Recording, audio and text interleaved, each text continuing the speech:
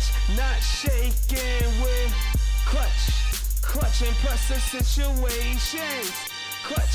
Clutch, 23 Jordan, clutch, championship occasions. Welcome to Overall with Andrew Jones on the Bleav Network. With me, Andrew Jones. Not the Andrew Jones that was an incredible center fielder in Major League Baseball and who spells his name with a U. Or the Andrew Jones who balled out in Texas and overcame leukemia while being a star on the hardwood. But this Andrew Jones, dedicated to giving you the most fun audio show in the world. So without further ado, let's start the show. The shows were so great this week in terms of the live broadcast that I'm not only giving you one normal episode overall, but 2 episodes of overall this week, coupled with some exciting episodes to come of overall overtime. And that great content is because of the remarkable drama that has taken place in the NBA playoffs, as the NBA playoffs always tends to produce. And in particular, with the dramatic and embarrassing elimination of the Phoenix Suns and the elimination of arguably the best player in basketball, and how I think it is still very much a debate about Giannis Antetokounmpo being the best player in basketball, and how he is not clearly the best player in basketball, as many people have been trying to pronounce all over the place. But first, we turn our attention back to the Phoenix Suns and how they had to embarrass themselves with a abysmal, unexpected, shocking level of ineptitude in that Game 7 at home against Luka Doncic and the Dallas Mavericks. And because of that, they certainly have to get a level of condemnation across the board, a condemnation that leads to them fully earning the Price is Right sound before you hear all of the great segments. And we censor it not at Chris Paul, but at Devin Booker and DeAndre Ayton, because that's where the focus lies in the criticism. So listen to our discussion, where even if you are a Phoenix Suns fan, you would even get some therapy listening towards us justifiably slandering your team being a fraudulent number 1 seed and 60-win regular season team. Probably the best road performance ever in Game 7 history in the National Basketball Association, as well as the worst home performance in Game 7 in the National Basketball Association. Ms. Gunn, how are you feeling 12 hours after that whole epic showing? It was unbelievable. And so going into that game, I didn't know if Dallas was going to win it. I don't know that I was necessarily expecting them to win it, but I didn't think it was going to be a blowout one way or the other. I thought it was going to be close, different from the rest of the games. Obviously, I was anticipating home court to have an impact, but not to the degree that it had been so far. So for it to go that way and go in Dallas's favor, and for them to just keep their foot on the gas and show who they are, it was incredible. And in fact, it is important to play this sound effect for the first time in overall sports show history to represent how Devin Booker and was saying this, and Lauren Gunn getting that Chris Paul on the IG this morning. But this is particular for Devin Booker, because Devin Booker, if people can remember, just wanted to do something in Game 5 where he wanted to troll Luka Doncic. He wanted to troll Luka Doncic and say that Luka's special. In fact, let's play the sound for when Devin Booker was able to flop into a call, just to remind people of what he did in Game 5. Play the sound. Get up, boy!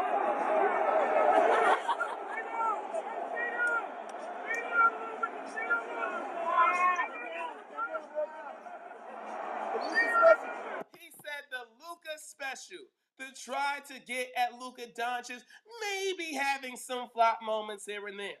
And Luka Doncic, who certainly got plenty of trash talk from Devin Booker directly from that game and throughout the series. Besides that, he said something right after that Game 5 that was going to reverberate for the rest of the series because he certainly was aware of what went down and had the response that was required, where he simply said, they're talking tough and they're up.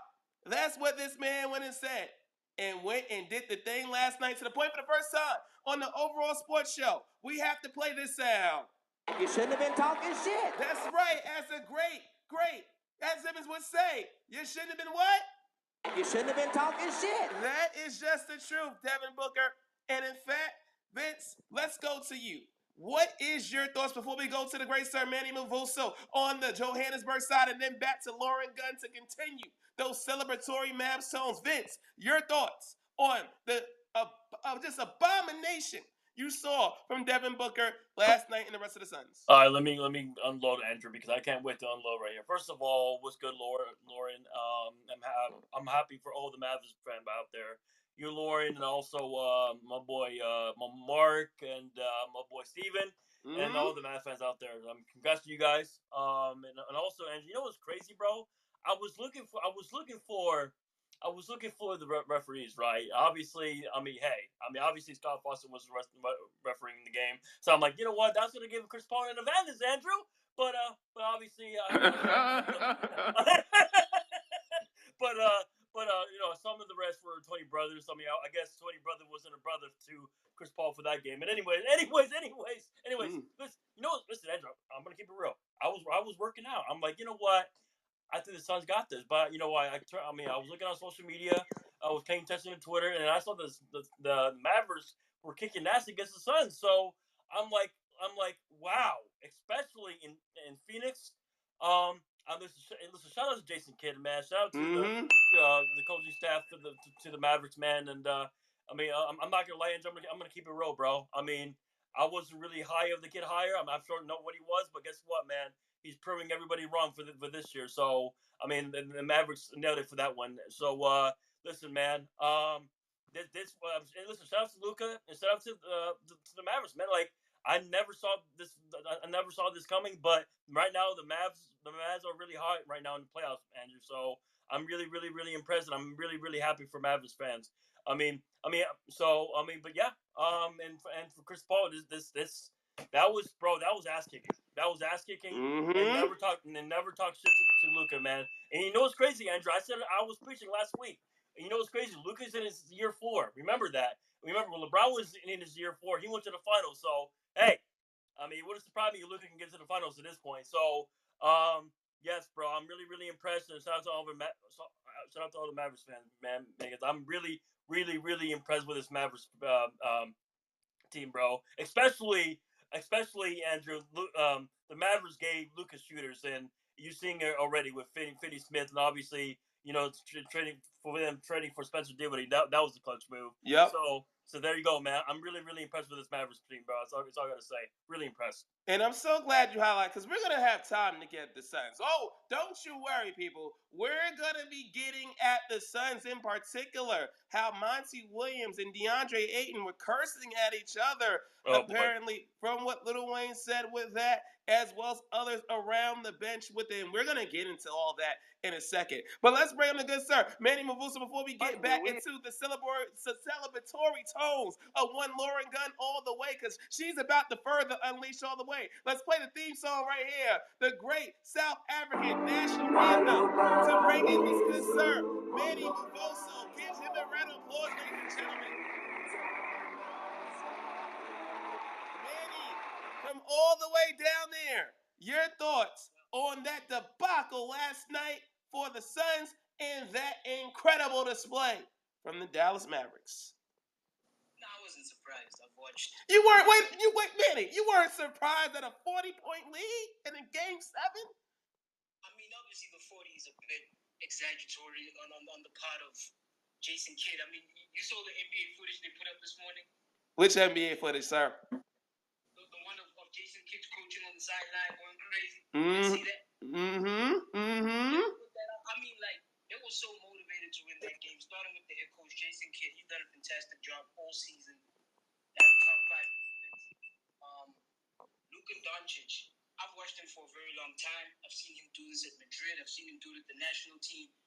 This is what he does. When the game is on the line, he's one of those guys that just gets ignited. And when you are going to be an individual like Devin Booker, who we're going to get into later, but you ain't been here without Chris Paul. And you taking, 14 shots in a closeout game? You're not on this level. Ooh. With the likes, okay? I think he's more on that second tier. Yeah, like he's at the top of the class with guys like Jeremy Grant and Zach LaVine. Wait a minute. Did you just drop in Jeremy Grant right there, man? Dun. Come on, man. Manny, you were doing good until then, Manny. You gotta get the prices right on sound for that, man. Come on.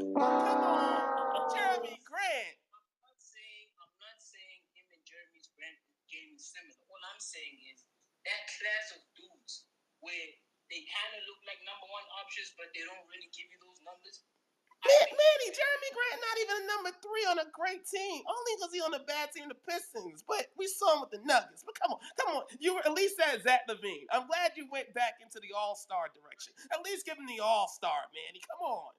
But the reason why I bring up Jeremy Grant is because they won the gold medal together. They did.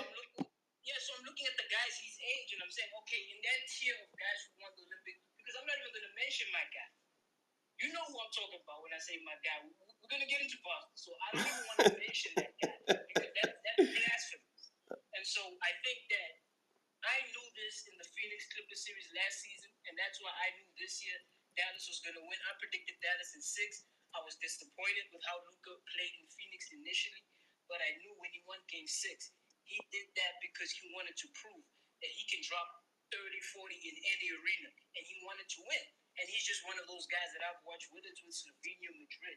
When it's a win-or-go-home type of game, you better put the money line on Luka. He's going to do what he needs to do. And I think that's what it's all about. Game 7, it's all about, does your best player want it more than me? And Phoenix, wow. I mean, from DeAndre Ayton, he wants a max, to is Devin Booker a number 1 option, to CP3. I just think there's way more quick. I mean, Mikal Bridges, all these guys look overpaid right now. And I think what I was trying to outline with the Jeremy Grant point is, I'm not saying he's on that level, but what I'm saying is maybe we were premature in putting him in the Jason Tatum, Luka Doncic talks, not even to mention the John Morant, Trae Young talks. He's probably lower than that tier. So I'm disappointed for Devin Booker. Very disappointed because to drop 2 40-point games in the NBA Finals is impressive. Yes. He lost both of those games. He's the only guy to drop 40 and lose a finals game. So I don't want to pile on him, but I know he can do better than this. He needs to do better on defense, or he needs to be a better playmaker. In the NBA, you cannot just be a bucket. You need something else that is like your secondary. You're going to facilitate, or you're going to play defense. And he's built the correct way. He looks great. What is he, 6'6"? He can play some great defense. Indeed, Manny.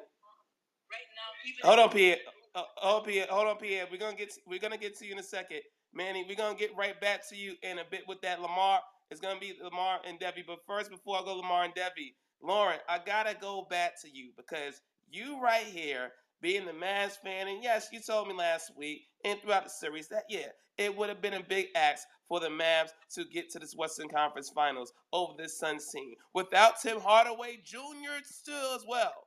But she saw the level of how Devin Booker was talking stuff. Chris Paul, maybe on the court, but not how Devin Booker was doing directly. And then seeing Suns fans and how they would say Suns in 4 or Suns in whatever number. You, as a Mavs fan, feel do you need to unleash on all those Phoenix fans and all the team and all the media that said that you had no shot to win this series? You know, it's funny that you asked that because I don't know, I don't really unleash. Like, to me, they're in their own. No high road, Lauren Gunn. You are allowed to take the low road right now. I don't need to take the low road. They're in their own. Personally, I don't think Mikal Bridges is overpaid. I thought signing Chris Paul for a 4-year extension as opposed to the expected 3-year extension was a big mistake. And I think we're going to kind of see that play out. But bringing back Mikal Bridges, I thought you need, like, he was in the Defensive Player of the Year conversation, so I think you need Mikal Bridges, but when you're prioritizing bringing back Landry Shamet and campaign over getting DeAndre Ayton extended at the time when you could have done, like, that was a little, to me, like, what are you doing? DeAndre Ayton, is he worth the max? Is he not worth the max? Like, that's a whole other conversation. Personally, I think they have no option but to bite the bullet and just pay him. Like, otherwise you're going to lose him. So you got to match it because Detroit's going to come in with an offer along with some other team. Like, you have to, they're kind of at the point where you either have to just ride it until the wheels come off in like a Utah Jazz type fashion, or you got to just, what are you going to do? Just let him go for like a pennies on the dollar sign and trade return? So, no, I don't really need to unleash on Phoenix because they've got a world of other things that they need to figure out.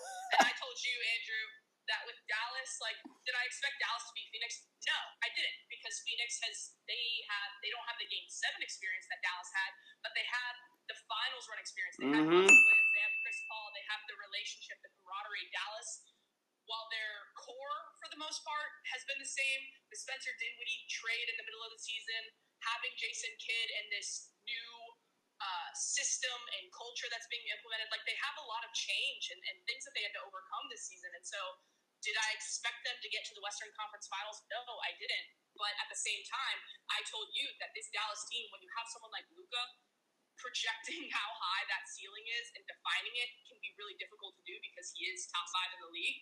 And so when you have him and you have shooters that are on, and they kept saying in this series, Dallas lives by the 3, they die by the 3, and like, that's great, but their defense is also there. So if they maintain their defensive energy from minute 1 to minute 48, and they're moving the ball and their shooters are on, they do believe, and they proved it in this series, that they can play with anybody. And so in that sense, kind of looking forward to this Golden State matchup. Like, Golden State is built for this. They have the core, they have the coach, they have the experience, but all year they haven't been able to guard Luka. And Dallas, that is true. And Dallas rotates on their defense, and so they're gonna throw Dorian Finney-Smith on Steph. They're gonna throw Reggie Bullock on Clay, and they're gonna throw Maxey on Draymond, and they're gonna do their best to keep rotating and keep switching. But the fact that Golden State doesn't have a dominant 7-foot true 5, no disrespect to Kevon Looney, I'm a big fan, but he's not like the DeAndre Ayton body type or Rudy Gobert body type that Dallas has to manage. And so I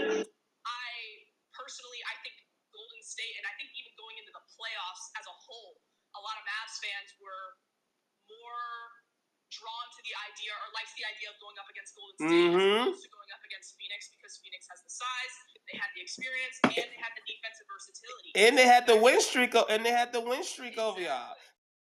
And the drama that went down on the Suns in the huddle with Monty Williams and DeAndre Ayton last night. Cue the sound. Moment, 8:26 was left in the third quarter.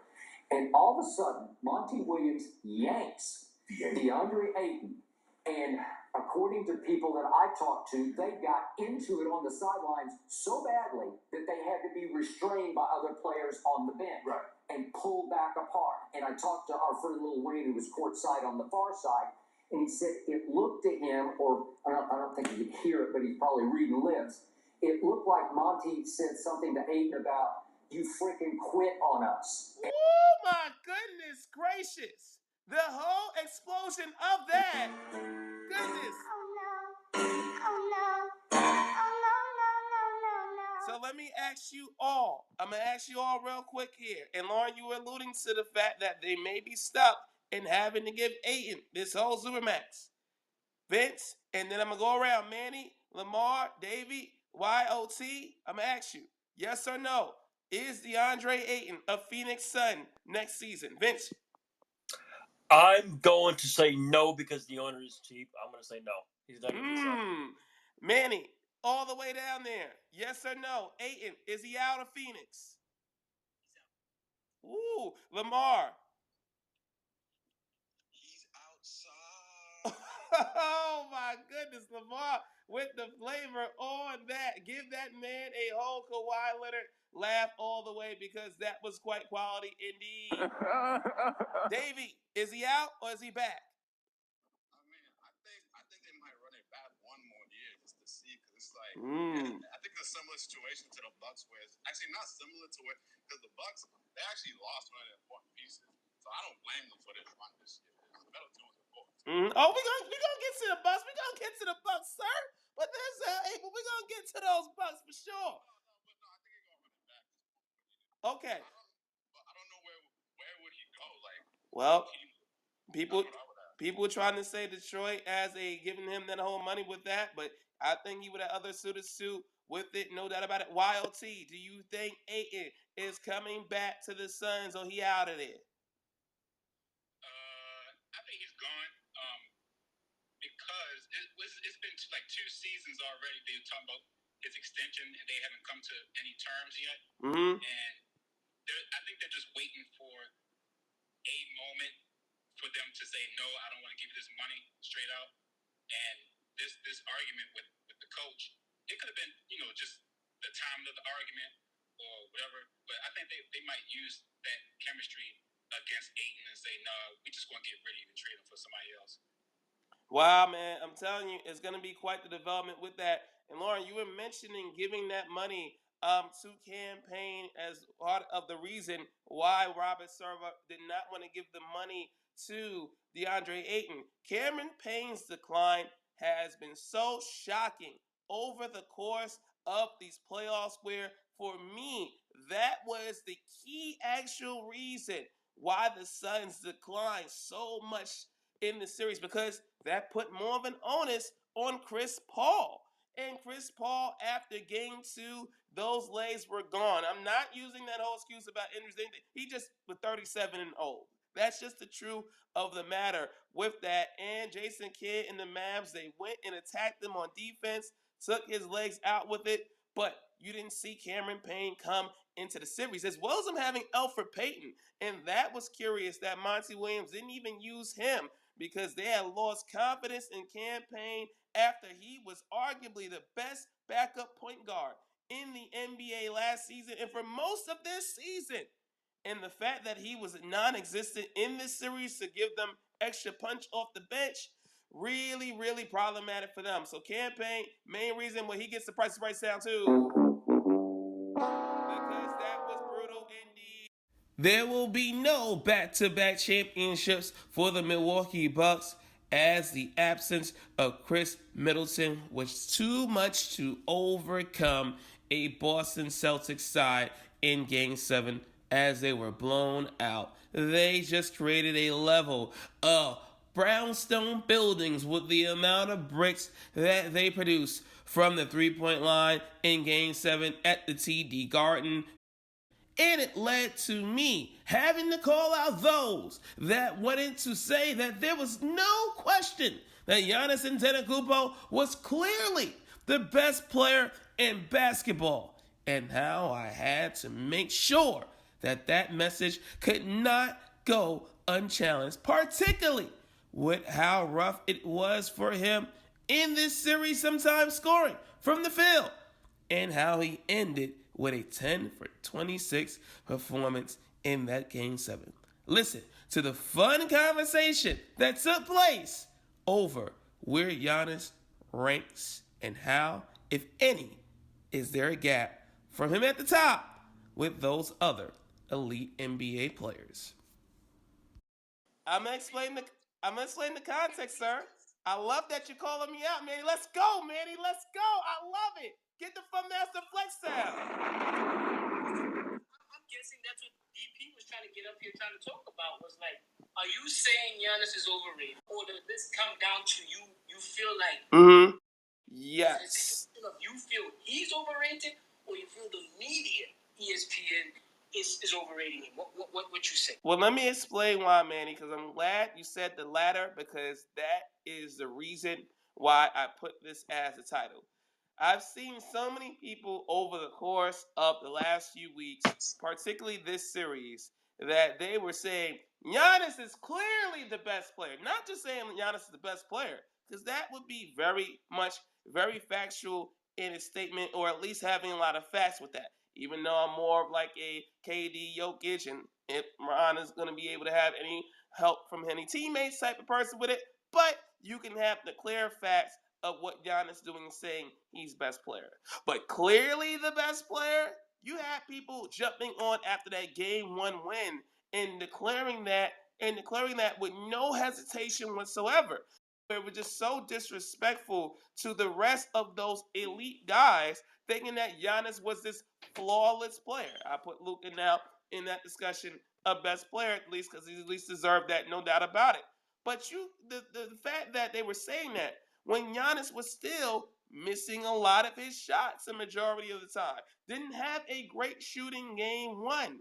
It was just a thing that I thought was just so annoying to do that, because it made it seem that he was this incredibly dominant force. I miss Embiid on that somehow too, as well with it. And it made it seem like there's this wide gap, unquestioned gap, that he's the best player in the NBA, where that's just not the case. And yesterday was another example with it, because he got off to a tremendous start, having 10, 8, and 7 in the first quarter. But as the game went on, he just wasn't able to put the ball in the basket and really struggled even with the floaters in the lane. Only 1 of 4 from 3, as well contributing towards that 4-13 brick display that Budenholzer's side has. So he has still weaknesses in his game, just like the other elite players. And I just think people need to relax in trying to declare him undisputably the best player in basketball right now. You can definitely say he's the best player in basketball, and me not having critique towards that, even if I don't think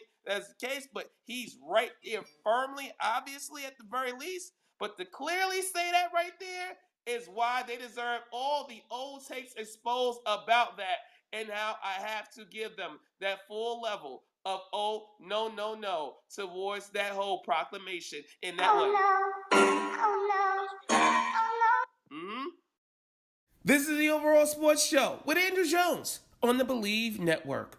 Now, in the wake of the Phoenix Suns having their abysmal exit out playoffs, it led them to having a lot of people wanting to come out the woodworks. Not just Dallas Mavericks fans, but a certain individual named Patrick Beverley.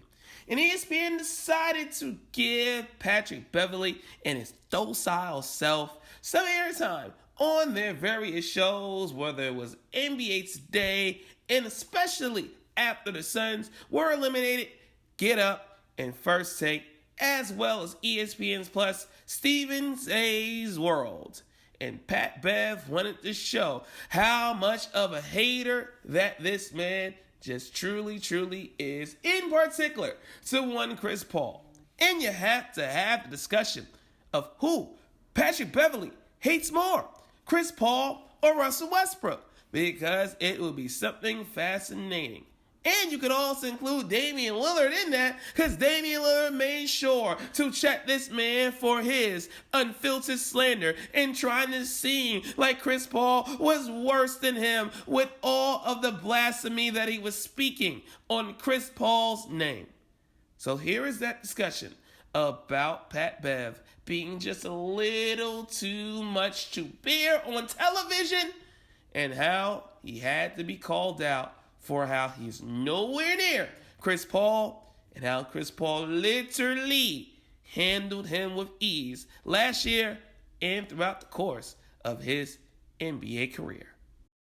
Pat Bev went full peak Pat Bev of obnoxiousness and went after the Suns in a major way.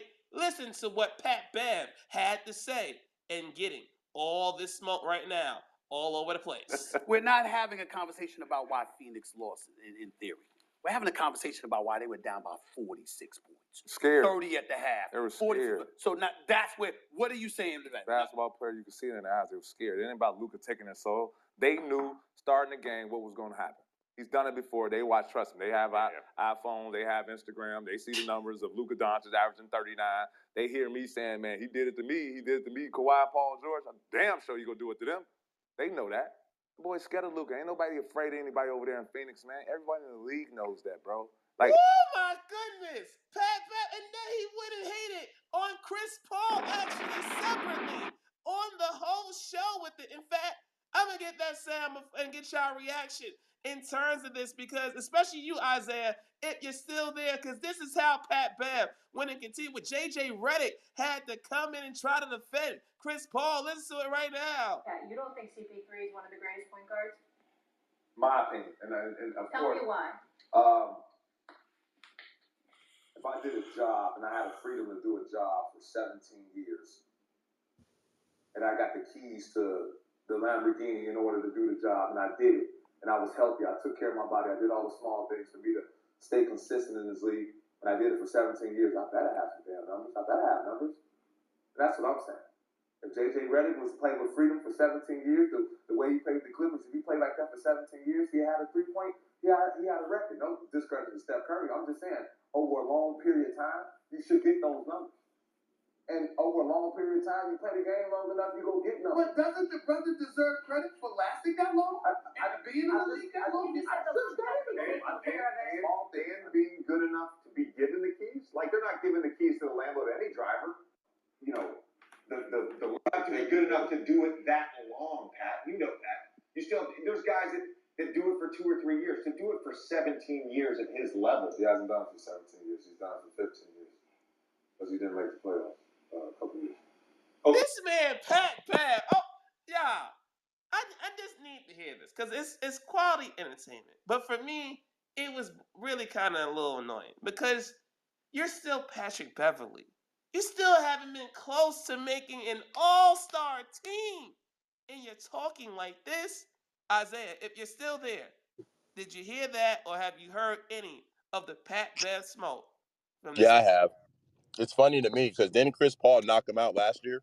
So that's what I'm just saying, like, and it was on his head. He had like 41 on his head. So how are you gonna say that, like? And Isaiah, he was busy saying, "Oh, if Kawhi was healthy, they wouldn't even been past us." That's what this man went and said. And then there's been reports that Chris Paul had a hurt quad after game 2. So if Chris Paul was healthy, would the Suns have beat Dallas? Maybe. So at the end of the day, it's kind of crazy. It's like what Drake say. Bench players talking like they starters and something like that. At the end of the day, like, and like I love like Patrick Beverley, like has an amazing story. He's he's a dog. That's the reason why he's in the league. You know what I'm saying? So I respect him. I love his I like him as a player. You know what I'm saying? Like it seems like he's had beef with all my favorite players, but at the end of the day, like he's a dog. You know what I'm saying? But like at the end of the day, you can't kick somebody while they're down when, like, at the end of the day, they knocked you out the playoffs last year, for one, and he made you, like, resort to violence. Like, you pushed him in his back. Yep. You know what I'm saying? So, like, at the end of the day, like, you're out here, like, talking crazy about him, but he made you look crazy on national television. So, at the end of the day, like, you can't really, that's like if Lucas breaks my ankles, I get mad at him, right? I push him, and then he gets knocked out the playoffs by Vince, and I'm saying, oh, no one's scared. Oh of no! Lucas. Don't even put that hypothetical out there. Okay, my bad. That's kind of disrespectful. All right. No, just at least make it Andrew Isaiah knocking me out of the playoffs. I'll take it. Or like they get knocked out the playoffs, and I go and like go out and start like talking crazy about Lucas. I look like the idiot. Yeah. You know what I'm saying? Because at the end of the day, you know what I'm saying. Lucas still put me on SportsCenter. He still made me push him. You know what I'm saying? Like he made me look like an idiot. Like at the end of the day, like you haven't beat Chris Paul, and like, you know what I'm saying? So like you can't really go and be like, oh, they're scared of Luka. Are they? Or did Luka just have a great series? Sir, like no one's not, like honestly, there's no one like scared of anybody in the NBA, to be honest. These guys are like the top of the top. They think they're better than everybody. You know what I'm saying? Like if it's true or not, like I don't think anybody fears anybody in the NBA. 100%. I agree. I would agree with that, Isaiah. A lot of these guys, like Luka, Tatum, they all think they're the best, and they should. Exactly. They should. Like they're like the mental like toughness that these dudes have is ridiculous. You know what I'm saying? Like they don't think anybody's better than him. I know Devin Booker for a fact thinks he's better than Luka Doncic. Indeed. Right. And so at the end of the day, no one's scared of Luka. No one's scared of LeBron. No one's scared of Giannis. Like these dudes think that they're just as good. You know what I'm saying? So Patrick's talking out his back end right now, in my opinion. Indeed. Though I know for sure the minute Bobby Portis went and slapped down Nikola Mirotic in practice a few years ago, that people didn't want to deal with Bobby Bifocals before he became Bobby Bifocals. This is the Overall Sports Show with Andrew Jones on the Bleav Network. Enjoy this wonderful moment which describes Overall in a nutshell. And that is Overall's global appeal. See, it's not just about you American listeners out there, but it's about everybody in the whole world. And this particular moment and highlight of these week's live shows of Overall encapsulates what I just said just now. We're such an international show here because we got the good sir Manny Mavuso all the way down in Johannesburg, South Africa, because we are doing that in Overall with it in the major way. And we also have the biggest NBA fan, or at least for the Brooklyn Nets, over in India, to the point literally the man's name on the clubhouse side is Brooklyn Nets. It is this good sir. Give the Indian national anthem to Brooklyn Nets fan all the way. In India all the way. Good sir, Brooklyn Nets fan. Yeah. How you doing, brother? Yeah, bro. I mean, I think I'm coming here after 2-3 weeks. I mean, yeah.